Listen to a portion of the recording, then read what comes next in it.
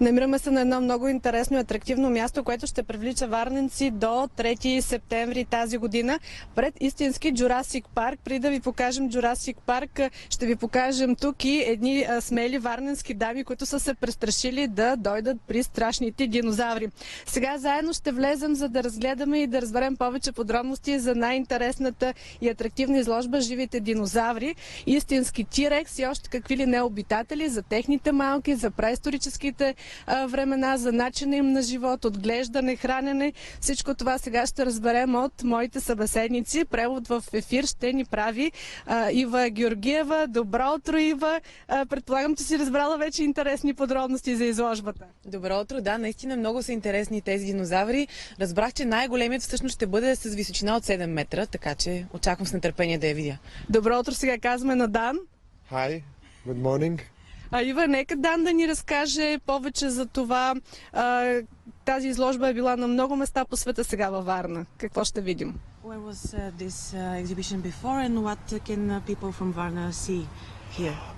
The exhibition have been in many countries, like in Singapore, in Argentina, in Greece, in Cyprus, in Budapest, all over the world, and it had already 10 million visitors. Изложбата е била наистина в много страни, в Аржентина, в Кипър, на много места по света и вече има над 10 милиона посетители. What can people see? Animals, dinosaurs, like we can see.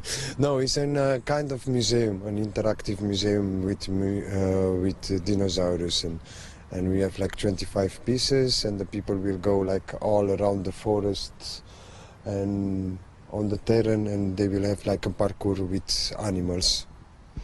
25 фигури в истински размер на динозаври, като това е направено като вид музей. Хората ще могат да обиколят всички тези фигури тук в това отворено пространство, да ги разгледат. Някои от тях ще видите имат даже и седла, така че децата могат да се повозят. Конкретно да ни кажете, Дан, тези фигури от какво са изградени? Обърнате внимание и на най-малкия детайл всъщност.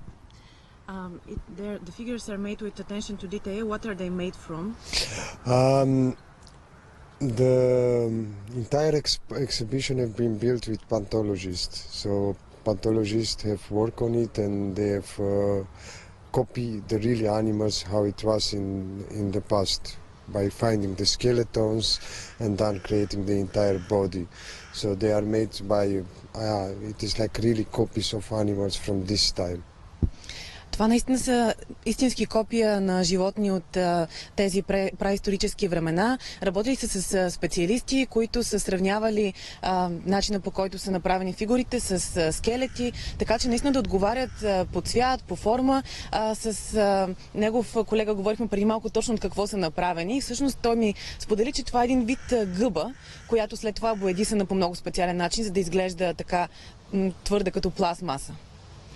Децата, колко малки, най-малките могат да бъдат посетителите тук, за да могат да се качат на седлото?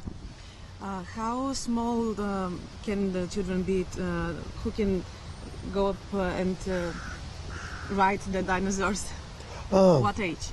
From 2 years, maybe 2-3 years. Смелчаци на 2-3 години може, така ли? From 2 years to 5 years.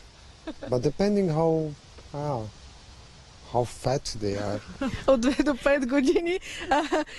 Ива, на теб какво ще ти се стори интересното? Ами аз наистина чакам с нетърпение най-големия динозавър, този тиранозавър Рекс, да го видя, защото не мога да си представя 7-метрова фигура, как ще изглежда. Освен това, те имат още доста така работа да свършат. Трябва да ги покрият. Казаха ми, че ще има и светлини, така че ще бъде отворена изложбата до по-късно. Ще бъде интересно да се види и на тъмно с звуците, които ще се чуват, нали, ревовете на самите динозаври. But the exhibition is not only for children. The exhibition is like a museum, so it is like for people from 3 years old till 70, 80 years old.